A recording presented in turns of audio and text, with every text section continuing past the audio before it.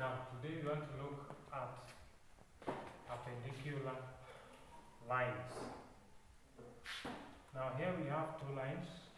We have line CA and line AB. With the line AB passes through 2 points, point 28 and point 64. So let's get the gradient of line AB. Gradient of line AB will be the change in y, that is y2 minus y1 over x2 minus x1. Now, if we take this point to be our point P1 and this one to be our point P2, then from here we'll get the coordinates for y is now 4. Therefore, 4 minus the value of y in point 2 is 8 over the value of x here is 6 minus 2, and that is negative 4 over 4, and therefore the gradient will be negative 1. So let's attempt to get the gradient of line CA. Now, gradient of line CA will also be change in y, that is y2 minus y1 over x2 minus x1. So let this be our points P2, P1, and this one be our point P2. For the line CA, this is the point P2. So for us to get gradient will be the change in y, that is 8 minus 1, 8 minus 1 over the change in x is negative 5. No, P2 is this, that is 2 minus negative 5. And therefore, the gradient here will be 7 over 7, and that is 1. So if we multiply the gradient of line AB and the gradient of line CA, then we have negative 1 times 1, and that one is giving us negative 1. Now, this is a property that is very important. Now, when you multiply the two gradients of two lines and you get negative 1, then these lines are said to be perpendicular. In other words, the two lines are meeting at 90 degrees. Therefore, we can make a conclusion that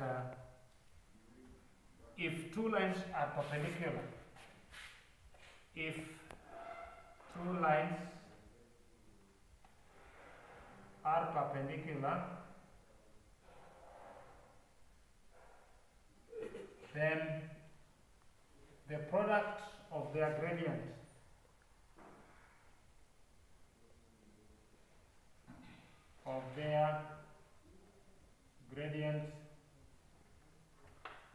is equal to negative 1.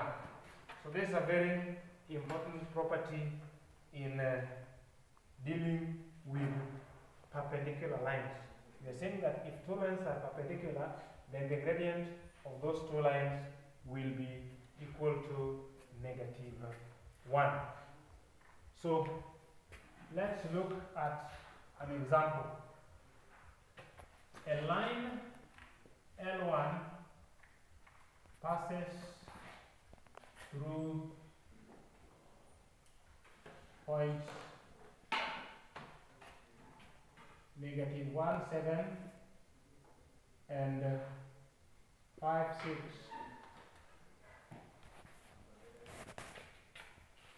And is perpendicular to line L2, which passes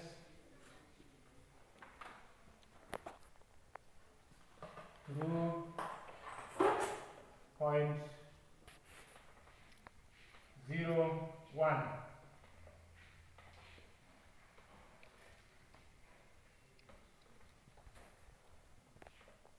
find the equation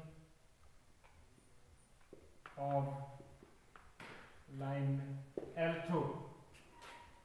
So in this case, we are told that line L1 passes through point -1, 7, and 5, 6. So we can get the equation of line L1. We can get the gradient of line L1. Gradient of L1 should be, if this is our P1 and this is our point P2, will be change in Y over change in X, X2 minus X1. And if that is our point P2, then this is the value for Y2, that is 6 minus 7 over 5 minus minus 1, which is -1 over 6. So that is the gradient of L1 is -1 over 6. And you're told to find the equation of L2, which is perpendicular to L1.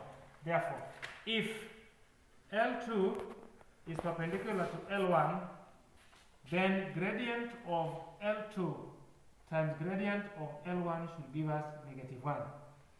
And therefore, we've got the gradient of L1, which is gradient of L2 times -1 over 6 should be equal to -1.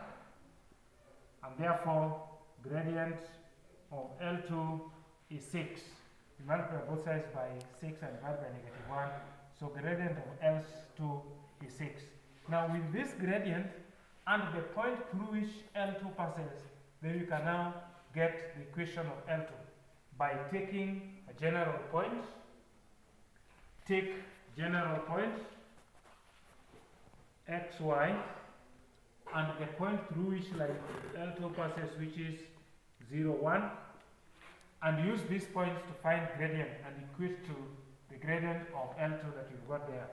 So y minus 1 over x minus 0 should be equal to 6, and therefore y minus 1 is equal to 6x, and y is equal to 6x plus 1.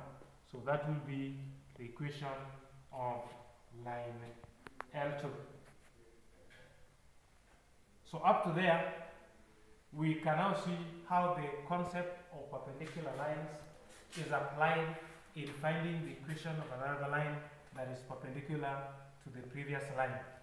So you can attempt this at your free time.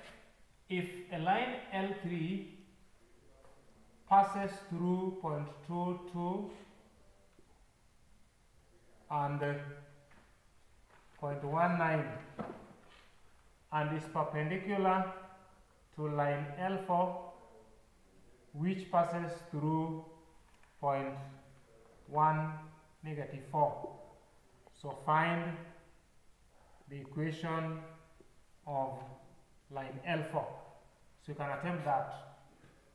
Line L3 passes through point 2, 2 and 19, and that line L3 is perpendicular to line L4, which passes through point 1, -4. So find the equation of L4. I think that will give you some little practice. Thank you.